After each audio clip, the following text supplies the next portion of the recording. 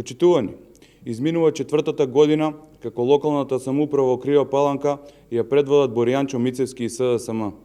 Период во кој наместо развој и напредок се случува стагнација и назадување во сите области кои се под надлежност на локалната самоуправа. Од општина лидер во искористување на ЕУ фондовите за прекугранична соработка пред 4 години до висока задолжена општина денес.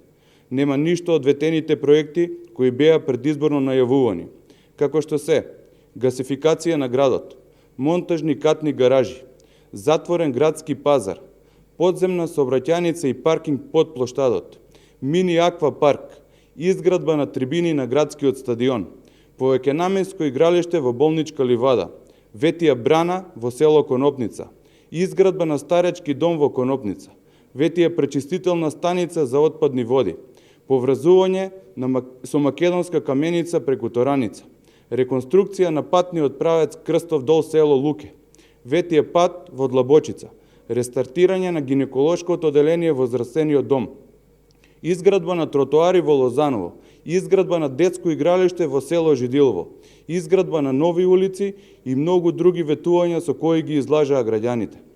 Наместо тоа, сведоци бевме на многу скандали на луѓе блиски до локалните власти. Од огради по 30.000 евра, тоалети по 80.000 евра, тендери по 130.000 евра за тезги и кутички во градскиот пазар, кои дел воопшто не се користат, шверц на тутун и милионски суми неплатени акцизи. Добивме и локални шерифи во редовите на МВР, кои во изминатиот период извршија тотална репресија врз граѓаните на Крива Паланка, а неодамна медиумите објавија и дека двајца полицајци биле пријавени за земање на мито. Нешто што стана секојдневие, зашто зборуваат сите кои патуваат во правец Куманово 9 Баир. Економијата во градот е уништена, нема нови фабрики инвестиции, нема нови работни места за младите како што ветија. Дури и постоечките се на рап на екзистенција и размислуваат за отпуштање на вработени.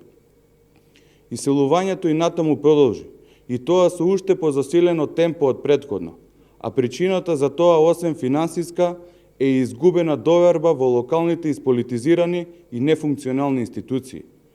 Прво нешто за што градоначалникот се фати за работа беше брусењето на сонцето од кутлеж лоцирано пред општинската зграда. Второ беа казни за жителите на село Моживњак кои сами се организираа со сопствени средства да си го поправат патот. Додека во централното градско подрачје незаконски се узурпираат јавни површини за партиски цели на партиски војници од СДСМ. Се на се, тотален хаос и безредие владее во општина Крива Паланка.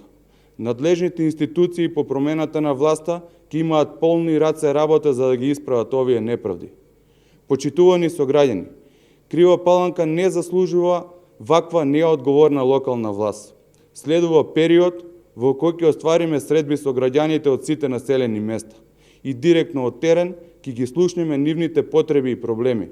Во нашиот тим ќе бидат вклучени стручни и одговорни лица од сите области и во програмата за следните локални избори ќе понудиме најдобри решенија, како и визија за модерен развој на нашата Крива Паланка. Следува македонска пролет. Крива Паланка ќе биде дел од промените кои доаѓаат во наредниот период.